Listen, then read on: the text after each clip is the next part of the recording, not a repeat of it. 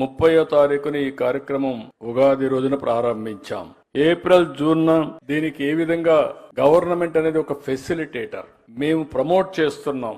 Government ఎప్పుడు కూడా facilitate చేస్తున్నాయి. దీనిపైన నేను ఫస్ట్ టైం అందరితో ఒక మీటింగ్ పెట్టి వాళ్ళ ఆలోచన తీసుకున్నాను 18 జూలైన.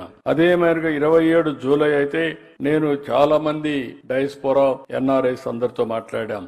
7న ఆగస్టు మీరు చూస్తే సింగపూర్ లో కూడా ఈ విషయాన్ని చెప్పాను. మొన్నే 14 ఆగస్టున మీరు ఒకసారి చూస్తే గ్రామ సచివాలయంలో ఇవన్నీ కూడా లాంచ్ చేసి ఈ రోజు ఫస్ట్ టైం 19న చాలా క్లియర్ గా లాంచ్ చేశాం. ఇప్పటి నుంచి ప్రతిరోజు మానిటర్ చేస్తాం. 3 నెలలకు ఒకసారి ఎవాల్యుయేట్ చేస్తాం.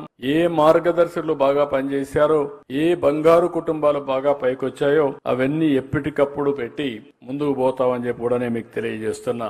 ఈ కార్యక్రమంలో అందరు ఎమ్మెల్యేలు ఇన్వాల్వ్ చేశాం, ఎంపీలు ఇన్వాల్వ్ చేశాం, బిజినెస్ పీపుల్ ఇన్వాల్వ్ చేశాం, ఇంటలెక్చువల్స్ అందరినీ కూడా కోరాను. ఎవరైతే ఈ కార్యక్రమంలో ముందుకు రాగలుగుతారో ఎన్జిఓస్ అందరినీ కూడా ఇన్వాల్వ్ చేశాం. ఈ కార్యక్రమాలు చేసిన తర్వాత మీరు ఒకసారి చూస్తే చాలా మంచి ఫలితాలు వచ్చాయి. ఫలితాల్లో కూడా మీరు చూసినప్పుడు చాలా ఇప్పటి వరకు ఒక మంచి బంగారు కుటుంబాలు 98,000తో స్టార్ట్ అయింది. 13,40,697 బంగారు కుటుంబాలని అడాప్ట్ చేసుకునే పరిస్థితికి వచ్చారు. అది కూడా ఈ సమయంలో ఇప్పటికి మార్గదర్శకులు 13,479 నుంచి 1,41,977 మంది మార్గదర్శకులు ముందుకు వచ్చారు. అంటే 1,50,000 మంది దగ్గర 13.5 లక్షలు అడాప్ట్ చేసుకున్నారు. నా ఆలోచన 15 లక్షలు పెట్టుకున్నాం. దీంట్లో కూడా కొంతమంది బంగారు కుటుంబాలు ఏవైతే 21 లక్షల్లో ఐడెంటిఫై చేసుకోమన్నాం.